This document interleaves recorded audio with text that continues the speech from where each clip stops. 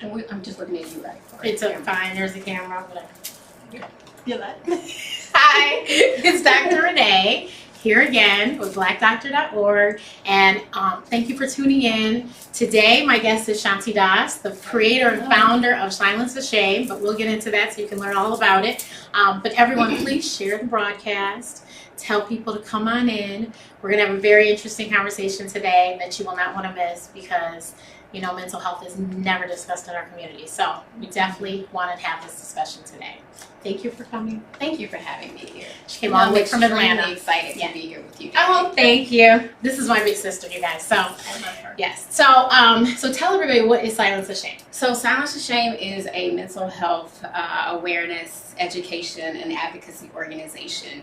And we exist to really peel back the layers of shame and stigma around emotional health and wellness, mental health, mental illness, whatever you want to call it. Yeah. Brain wealth, brain health. Yes. Yeah. So what made you start Silence the Shame? That's a loaded question. But on a serious note, my father took his own life when I was 7 months old. And I have two siblings. My sister was 8 and my brother was 5. And so my mom was left to raise 3 kids on her own. And you know how it is growing up in the African American community. You don't talk about your problems or what happened. And so we kind of went like dead silent about what happened as a family. We never went to counseling, and I started dealing with a lot of those issues, and I think just the trauma of knowing that my father had taken his own life once I got to be an adult. And so, you know, I've had my own emotional ups and downs, even though I had a wonderful career in the entertainment industry. None of that mattered, right? At the end of the day, it's about learning how to have healthy coping mechanisms as it relates to your emotional health and wellness. And so I walked away from the entertainment industry in 2009. And when I say walked away, I left, you know, my post at Universal Motown Records. I was executive vice president. My mother developed Alzheimer's. I had lost another family member, and I was going through some health issues that I really think were a result of stress. And yes, and I was depressed at the time, I think, as well, when I was in New York, you know, for a certain period of time and didn't know what to call it. So once I got back home to Atlanta, and I've been back home almost 10 years now, but in 2014, my best friend took her own life as well, the same way that my dad did. And then in 2015, Renee, I had serious thoughts of suicidal ideation. I counted up all the pills in my medicine cabinet and was ready to possibly take my own life. And it wasn't that I wanted to die, I just couldn't figure out how to make the pain go away and how to heal myself. And so I ended up calling the National Suicide Prevention Lifeline, which we all know is 1-800-273-TALK. And they helped me that night. And interestingly enough, I texted my pastor the night that I was going through turmoil. And even though I know sometimes we're told just to pray our problems away, and you know, spirituality and God is at the center of my life, and I never try to impose my spiritual beliefs on anyone, but I do think it's important for me to mention that my pastor told me he said, I'll pray with you, but you also have to go to the doctor. Praise the Lord. That God gave psychiatrists and therapists and other mental health clinicians the ability to become doctors, right? To have that healing power, if you will. And so I did just that. So through, you know, my faith and my support system with my family and friends, you know, I saw a psychiatrist, started on my antidepressants, and really this work just kind of came out of my life experience. And I really feel like that test in my life, if you will, became my testimony, and that God had kind of placed this ministry of Silence the Shame in my lap. And this is like all that I'm so empowered and passionate about doing this work. And it's funny, I know one of your mentors, if you will, Miss Oprah Winfrey, always talked about, when I was a kid growing up, I used to watch her show and I would hear her talk about living in your purpose. And I was like, what does that even mean? Yeah, I never knew. Right? You know, you dream of having a dream job, but I never understood living in your purpose. And for the first time in my life, I could say I'm walking in my purpose and doing the work that God wants me to do. And it's the best feeling ever, knowing that I can bring about change, not only as it relates to overall, you know, mental health in the community at large, particularly for communities of color. Having grown up as a a young girl in the South, you know, and then my father was of Indian descent, and so I just think there's so much stigma in so many communities of color. So that's my story, and I'm sticking to it. But you studied marketing, right? I did. Well, So, communications. So I went to Syracuse University. Right. Go Orange. Hello to any fellow SU alum out there.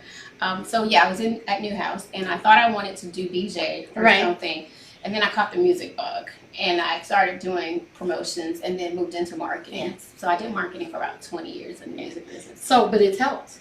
So as you can see, I Yes, brand everything. exactly. And it's also part of my self-care regimen, which hopefully we'll talk a little bit about self-care later. Yeah, but it's good that, it's funny how everything all comes full circle. Yes, it does. You know, just even with me in medicine, I don't practice in a hospital, but I'm sitting at blackdoctor.org, and I have a show that's in doctor's offices. And I'm so proud of you, by the way. Congratulations. Thank you. Keep the right. Thank you. But yeah, so it's funny how it all comes full circle, but it is so important that people do figure out what is your purpose, because I'm telling you, when you figure it out, it's like it is the best healer in the world. It is. Because you wake up every day and you're like, no matter what happens, you're like, I'm good. Yes. What a blessing, right? Yeah.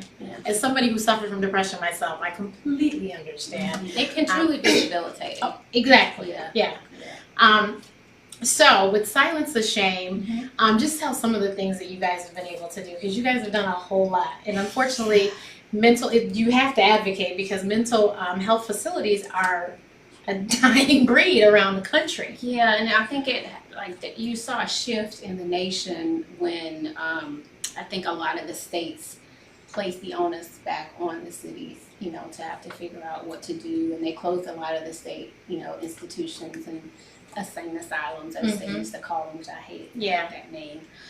So yeah, we do a lot of advocacy work, a lot of education awareness. Recently this year, we started doing mental health first aid training, which for those of you that don't know, it's an 8-hour course that you can take.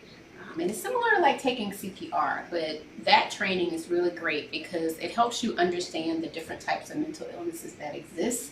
Also, from a caregiver's perspective, it helps you understand how to really talk to your loved one, because words matter. You know, I hate when I hear people say, she's bipolar, or she's schizophrenic. Like, no, well, her name is Jane, or her name is April, or her name is Betty, and he or she happens to suffer from bipolar 1 disorder. And so it really teaches you how to communicate properly and how to kind of assess the situation and be able to provide, you know, really great help and to be an ear, because a lot of times people just need someone to listen. So we offer those trainings now free to the community.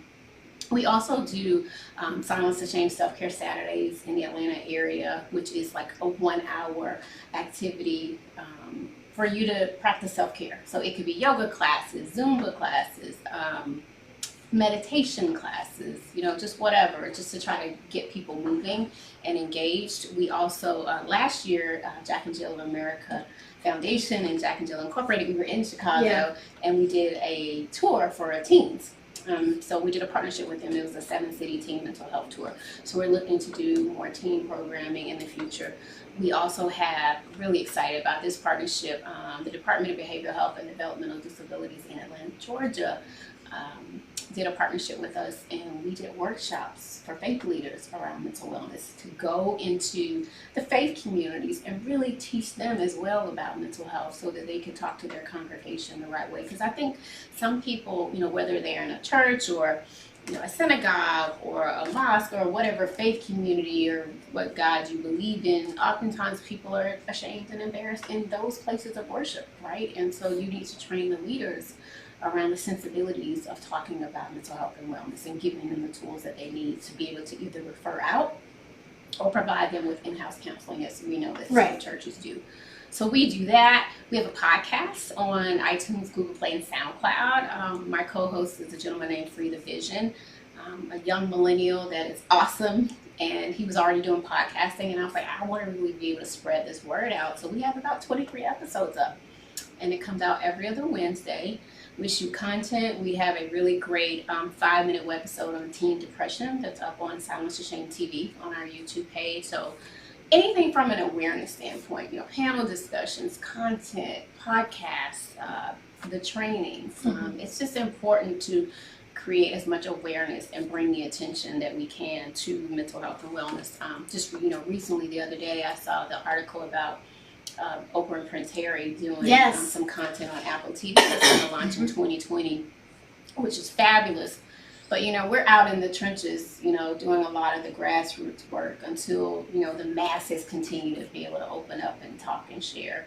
But having worked in the entertainment industry, it's a blessing to see artists open up, right? And Big share. Sean. Big Sean. I saw Ariana Grande you posted yesterday. And then even at one of our own panel discussions, singer and songwriter Carrie Hilson shared her bout with depression at our panel, which was so humbling and powerful for us that people feel like Silence is Shame is now a safe space where they can share. And it's one of the most commonly used hashtags right now in the U.S., especially from a grassroots perspective. And not just for communities of color. I think a lot of people, around the globe. I even saw it's a young organization in Kenya called Basic Needs Watch. They started using our hashtag, and I wanted to cry. Yeah. And I thought, wow, God, look at this. We can help, bring about change and encourage people to get help, right? Yeah. Because again, mental health. I think the thing about it that's so tough for a lot of people to grasp is I tell people we all have mental health. We may not have a mental illness, right? But it's not like you can necessarily go get blood work and come back with a simple diagnosis. And this, right? Having gone to med school. It's about behavioral health. It's about your patterns of behavior, and it's a little bit harder to put your finger on it. And I think that the unknown of that just scares so many people. And no one wants to be labeled, right? I think we love labels, like, from a shopping perspective, right? And, the brands that we buy, but no one wants to be labeled that C word. I don't even like to say it anymore. I have to scold myself when I use the word crazy, because as I said earlier, words matter. So we're just trying to bring the awareness and attention. And, we're one of many advocacy groups, right? Therapy for Black Girls, so it's so many other wonderful organizations. ILiveFor.org that are doing some great doing some great awareness campaigns and promotions. The Steve Fund, especially in the African American community. So we're just excited to be one of many. We're only 2 years in. We're not even fully funded. We have a small, lean, and mean staff with some amazing committee members that volunteer their time to help our efforts. But I'm praying to the nonprofit gods that we get full funding, that someone just loves the work that we're doing and allows us to get some operational funding so we can hire full staff. So the new partnership you have with AHF, that's what brings you to Chicago, right? It is, yeah. I'm so excited about it. My dear friend Amara, which we share, is our mutual friend. He worked for the AIDS Health Foundation for their Black Affinity Group. And we've been talking for probably the last 6 to 8 months just about what can we do together. And I think, we've seen, the strides that I think people who work from an advocacy standpoint in the AIDS community have been able to accomplish. But I still think the stigma is there. And then you think about the double stigma, right, of having HIV diagnosis, and then, correct, and then you suffer mental from health, depression or anxiety or what have you, because unfortunately that word stigma, right? And if you don't know what the word stigma means, it's defined in the dictionary as like a mark of shame. So I think people are still like the scarlet letter, right? And there's so many strides have been made in the HIV space. I have friends that have been affected over the years, and they have better health than some other people that don't have it. Yeah, look at what Magic Johnson has been able to do and accomplish. And so we just wanted to come together to tackle these two important issues, I think, that our community still faces as it relates to stigma. And if you allow me, I'd love to read a few statistics. It's just a little card that we put together that we're going to share at our event. So as it relates to mental health, African Americans are 20% more likely to experience serious mental health problems than the general population. African American youth are more than 25% than a general population to develop PTSD when exposed to violence. And I think we look at so many of our urban communities and our areas where our children are seeing friends and family members get shot down, right in front of them. Being in a market like Chicago where we're taping today, this city And even Atlanta, no stranger to violence. And, shout out to the late Nipsey Hussle, who they laid to rest yesterday. But I loved what he was doing with the community. He was essentially breaking down stigma too and bringing communities together so that they could partner and share with one another. And so I think we have to call it what it is. These kids are going to experience PTSD. People think you only experience PTSD if you served in our military. Right. And it's not true. And yes, so many of our veterans go through that, and we have to do a better job with our veterans as well. But, I want to make sure that the trauma that our Black boys and girls are experiencing is properly addressed, right? Yeah. So how do you do that? Again, you have to break down stigma. You have to talk to kids. You have to talk to parents. You have to talk to teachers. Because there's still so much that I think people don't know from an education standpoint as it relates to mental health. I'd also like to share some stats around suicide. Suicide was the 10th overall cause of deaths. 47,173 Americans died by suicide, and this is based off a study from the American Foundation for Suicide Prevention in 2017. Approximately 15.5% were African Americans, and African Americans had the highest rate, 9.8% of all suicide attempts. Now, that's obviously especially, personal to me with my best friend taking her own life. And we're seeing 9-year-old kids hang themselves, and 5-year-old girls taking their own life in our community. And no more. No, yeah. We're in a crisis, and there's so many other things, yes, that's plaguing our society and plaguing our country. But we've got to get together from a mental health perspective and tackle what's going on. Shout out to all the amazing clinicians that actually do the work, the psychiatrists, the therapists. My sister, Anjali Maria Arnold, just went back and got her master's to become a licensed clinical professional, because I feel like the resources don't meet the it's not there. Yeah. We just don't have the resources based on the needs in our community. There was a story here. There was a young man, he was on MasterChef, and he was diagnosed, I think at Mercy Hospital, and apparently there was no facility to help him. And so they couldn't keep him any longer at the hospital. So his mother, she quit her job, and she's like, I'm just going to take care of him. And she went to pick up his sister or something. And I passed by where it happened. He killed himself. He shot himself in an alley. Oh, no. It was so sad, because he was an amazing chef. Amazing. That's awful. So sad. But and that's when I read how there was no facilities in Chicago. That's how I learned about it. And so to your point, a lot of the hospitals, they only have small amount of beds. Yes, in the psychiatric department, or the psychiatric ward, as they call it. So we have a long way to go. And then I'd like to read a few stats on HIV in the African American community. Approximately 1.1 million people in the U.S. are living with HIV today. About 15% of them, 1 in 7, are unaware that they're infected.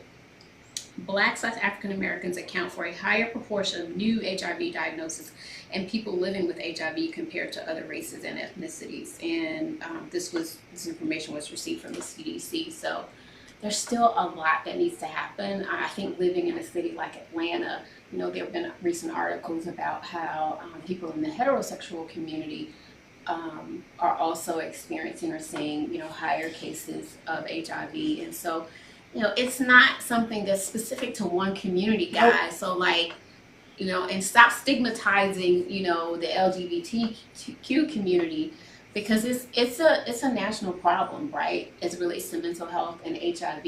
And we have to let people know that help is out there, and people have to be okay with not being okay and not afraid to go to the doctor, right, for both of these illnesses. And I think because, just like what you said before, sometimes you can't recognize it in yourself. People around you recognize that your patterns are different. Yeah. Maybe you're sleeping more than you usually. And actually, that was one of my symptoms. I would come home from school and I would go to sleep. but I was a TV watcher, and I was in a lot of after-school activities, but I didn't go anymore. I just came home and went to sleep. And my mother was like, okay, something's wrong. You were withdrawn from your activities. That's a classic sign. Yeah, so I started seeing a psychiatrist in 9th grade because my mother was like, no, something is not right. And I was afraid of the stigma and was like, no, my best friend, I'll just talk to her, I'll be fine. And my mother, she is not a doctor. Yeah. And so my mother made me go.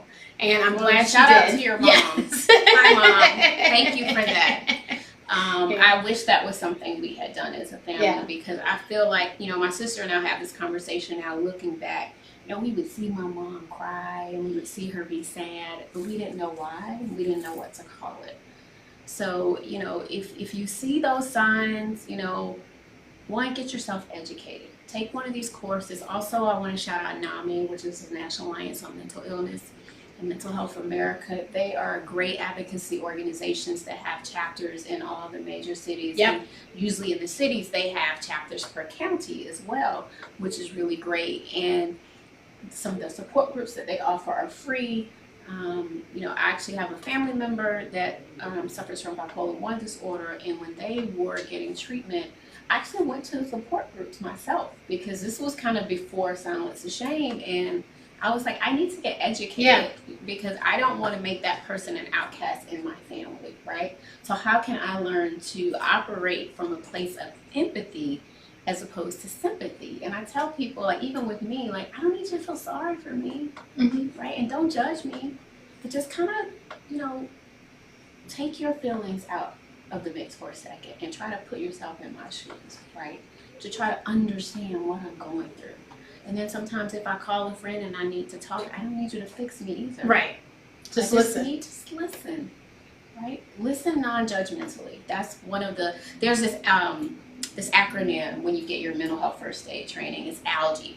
So you have to learn how to first assess the situation. And the L stands for listening non-judgmentally. And that's what we have to do, whether you're suffering from a mental health disorder that may be coupled with an HIV diagnosis. Like, again, we have to break down these walls of stigma and learn how to communicate and have more compassion and empathy for one another. Definitely. And so tomorrow, your panel is actually part of a tour? Yes. So we launched this tour again. We're kicking it off right here in Chicago at the Black Women's Expo, which we're really excited. But it is a 5-city tour. So Chicago's first, then we go to Cleveland in May. And then in July, which is Minority Mental Health Awareness Month, we will be in Fort Lauderdale, as well as Houston, Texas. Love Houston. And then it will finish up in September, and we'll be in Baton Rouge at a university there. But hopefully this is the first of many partnerships that we can do together. And I just think, you know, it's really good to partner with other organizations, whether it's, you know, the American Cancer Society or whatever. Like, stigma is real. Yes. And a lot of people that suffer from any sort of, you know, illness, right? 9 times out of 10, you may experience some form of depression and anxiety, or, you know, PTSD or what have you, or just a trauma rather. That you may have to deal with from having that sort of disease. So I think these type of strategic partnerships really are important and go hand in hand with these other advocacy groups. So hopefully this is the beginning of many. Definitely. Are there any questions, Brianna? No, right now. Okay. So I'm struggling today. I'm sorry. So the partnerships are amazing, obviously. And when you go to these different cities, what are you speaking at? Is it going to be another expos, or is it? So right now, I think this is the only one that we're doing at an expo. Okay. We'll probably be getting some private facilities and going into the community. You know, we may inviting people, clinicians, you know, everyday people. We may partner, you know, with some hospitals locally or with some other advocacy groups and organizations, maybe even some in the faith community. Right. So yeah, we're excited about it. So May is Mental Health Awareness Month, for those that didn't know. And so tell everyone the significance of May 5th. Well, can I just go back quickly to, so tomorrow also on the panel, we have some amazing panelists. Oh yes, they do. So I do want to shout out Dr. Adrian Berry, who is a psychotherapist from the Atlanta area. And then Dr. Alicia Greenlee, who is a doctor here in the Chicago area at the University of Chicago's Medical Center. And so she deals a lot, she's a psychiatrist, but she deals a lot with patients that suffer from, HIV diagnosis. Okay. Yes, thank you. Also, Dr. Danica. Yep, who I know. We're so excited. And she's going to represent AHF. Yes. On the panel tomorrow. And Judge Hatchett. Yes, is their moderator. Adore. She's a fantastic moderator. So you may see some of those faces throughout the tour. And we'll probably be welcoming in some other, doctors and mental health professionals in some of the other markets. So I just want to make sure I shouted out our amazing, amazing panel for tomorrow. And the panel tomorrow is at 3 It's o'clock? at 3 o'clock Yeah. In the McCormick room. Yeah, okay. Yeah. Yeah. And so going back to your Yes. last question about May. May, as everyone knows, is Mental Health Awareness Month. And we have our own day now. May 5th is National Silence to Shame Day. And it falls on a Sunday. So what we decided to do last year, we did a textathon, and that allows us to raise funds for the organization. And we're just going to do it on the day before, on May 4th. So we're going to kind of kick the campaign off early. So remember the old Jerry Lewis telethon? Yes, of course. Which was so fantastic. Yes. They raised a lot of money for that particular cause. So this is our kind of modern day twist on a telethon, but it's a textathon. So you're just going to literally be sitting there texting your friends and family to, you can text the word silence to 707-070. And we are a 501c3, so your donation is fully tax deductible. It's actually live now. If anyone wants to donate now. Wants to donate now, as we kick off Mental Health Awareness Month. But we have so many more programs that we want to implement, a lot more content, and I just feel like you gotta meet people where they are. Everyone loves video. You even told me that right before we started this. You said video is king. So we want to create more content that we can put out into the marketplace so we can begin to share and knocking these walls down and normalizing the conversation. So we're doing that. I'll actually be back on the Breakfast Club also on May 2nd, to kind of promote that and doing a lot of other press. So I'm excited about the work that we're doing. We're going to do some more community conversations. And we also just found out that we are receiving an award at the American Psychiatric Association. Yes, I saw that. Congratulations. So it'll be given out at the APA conference Okay. in May in San Francisco. But we're winning an award for advancing communities of color in mental health. So very, very grateful to the APAF for that. Dan Gillison and his entire team. We've only been doing this really for 2 years, with limited resources and funding and, with God on our side to be able to do the work. But it truly is an honor, and I am continuing to heal, through all of this. So I think oftentimes when, we go through something serious or a tragedy or some kind of transition, we it takes us in a different place, and it allows us to self-reflect, to really feel like what you're supposed to be doing. And that's why I think so many wonderful foundations or advocacy organizations are started after people go through their own personal stuff. So this allows me to continue to heal as well, but more importantly, be able to help so many people. That's what it's about. Yeah. So May 5th, if you can, go online and post and make sure you use the hashtag silence the shames, because it definitely should be trending that day if no other day. Yeah, share your story, share your video. If you look, you'll see they have a bunch of videos. I remember Nick Cannon did a video. They have lots of different celebrities who have spoken about their own mental health illness and their own challenges and what they did to overcome. So it's not, this isn't a poor man's thing. It's not it's everyone has some issues in life that they need to deal with, and everyone deals them in different ways. You may be one traumatic experience away from dealing with some sort of mental health challenge. Right? So. Yeah. And then there's the funny meme that says, I go to my therapist so I can deal with those that don't go to therapy. I love that. I've seen that like 3 times this week. Really? That cracks me up. I need to repost that. Yeah, that cracks me up. And I was like, you know what? It might be true. Right. Because you can tell when people need to deal with their issues that are not dealing with them. Renee, Dr. Renee, I tell people sometimes going to therapy is just good even if nothing is wrong. Right? Just having someone to talk to, having that objective opinion. Exactly. I was going to say that they don't know. They don't know. They're not judging. And they're not involved. It's not going to, What's that word we said earlier? Listen. Listen, yeah. Somebody to listen, right? For us to talk to. So, I want to see people, making a appointment with their therapist, just like they gotta, okay, I gotta pick up the kids, I gotta go get the groceries, I have a therapy appointment. You know, like it's no big deal. Right. Now, you know, most of us read Becoming. Michelle Obama talked about how they had to go to therapy separate and together. Shout out to our former first lady. Yes. You will forever be my first lady. Yes, that my forever first lady is what I always call her. Yes. But yes, so, and then, you know, we're here in Chicago too. So, Exactly. yeah. Yeah, exactly. Yeah. Yeah. But no, she even said, you know, they went together as a couple, but she said, and they go for a tune-up every so often. I love that. And then, you know, talking about other power couples, you know, Dwyane Wade. You know? Yes, and Gabrielle Union. And Gabrielle Union were just, I saw a video online with them talking about Dwyane, you know, is probably going to go to therapy now that he's transitioning out of basketball, because it's just going to be good to have someone to talk to. Exactly. So I'm just That's so a proud big, to that's see a people big open deal. up I this mean, year. it's not, when you make changes in life, another reason to go to Jay-Z therapy. talked about it, going to family Yeah. therapy. You know, when he was going through, you know, his issues with his wife and Yeah. fiance, who we all love. But people are people. Mhm. This just goes to show you, like, you know, we're all human beings. We're all human. We wake up and brush our teeth the same way. We have the same issues and problems. We have some of the same fears. Mm-hmm. And we just have to, again, knock those walls of shame and stigma down and do what you need to help yourself and your family. It's Definitely. really that simple. No, it really is. And it's unfortunate that because of insurance and all this other craziness, sometimes it's hard to get to these things. It But is. there are free resources. There are free resources, and I'll also say a lot of the clinicians that I find charge on a sliding scale. And if you This don't is know true, what yeah. that is, that means that they will charge you based on the salary that you make.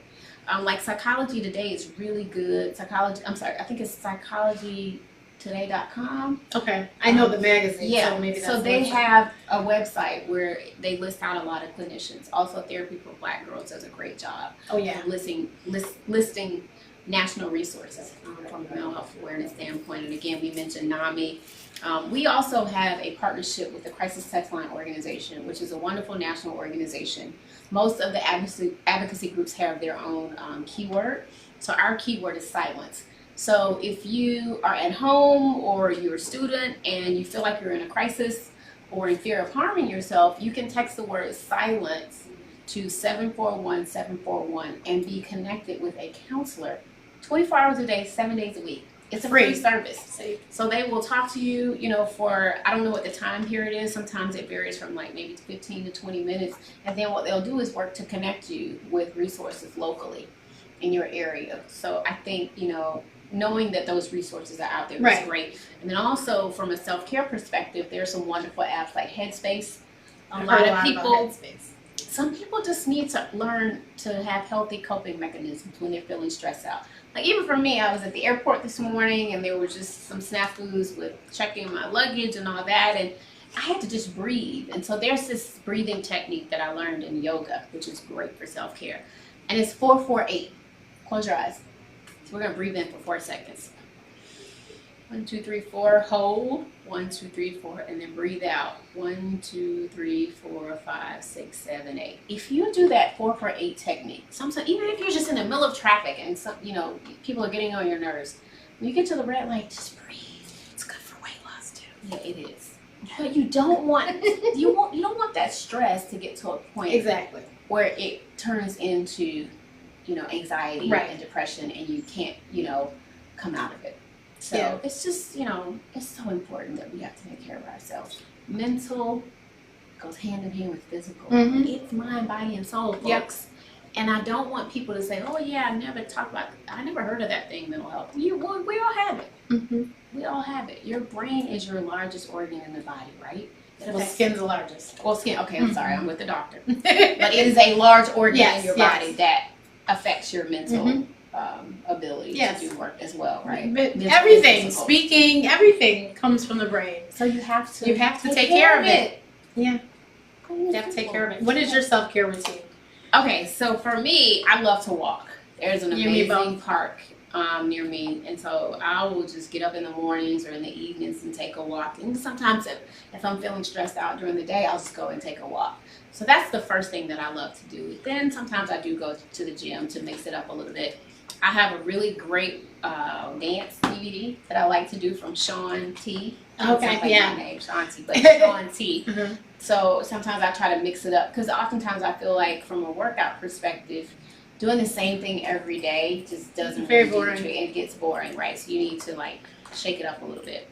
And I also, believe it or not, I like to go to like thrift stores and consignment stores and even Goodwill because I like to remix my jackets. So when I got this jacket from Goodwill, it was just a plain blue jean jacket. So I had this stitch on it, and I found an old dress, and I don't know if you guys can turn the back of my jacket. So I took an old dress that didn't fit anymore, and I remixed my jacket. And so when I do talks and panel discussions and interviews, I like to wear a different piece of Silence to Shame clothing, but it puts me in my happy place. Like I really, and we added this was from an old shirt, old jersey, so I added a hood. But it's what makes me happy. So I say all that to say, what makes you happy? It could be gardening. It could be cooking, like Alicia. Exactly. My sister is a budding chef. I tell people also, because we created a flyer that I don't have on me right now, but it's like self-care tips. Netflix and chill. Right. Exercising, dancing. Sometimes I love to dance. If you look at my IG, you might just see me like wilding out on a Saturday night by myself. But it feels good. Right. And when you work out and get those endorphins going, it puts you in a better mood. So just find an activity that works for you. Drawing and coloring is great too. Yes. I have adult coloring books now. Yes, and art as therapy, is really popular. Yeah. For some people. I actually have a friend that was her major in college was art therapy. Oh wow. It works. And I even now, interestingly enough, I do these word search puzzles. Okay. And those just kind of bring me back to a place of centering and peace.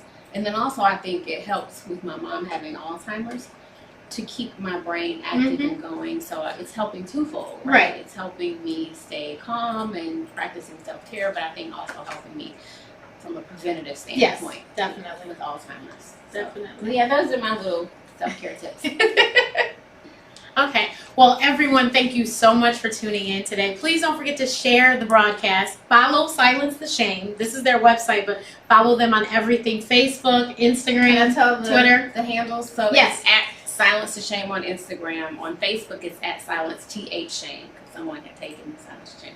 And on Twitter, it's at Silence TH Shame as well. And then if you want to follow me personally, it's at Shanti Das 404. Because I'm on a college speaking tour, and I'm also doing lunch and learns for corporations where I can go and kind of share my story and talk about the importance of mental health awareness.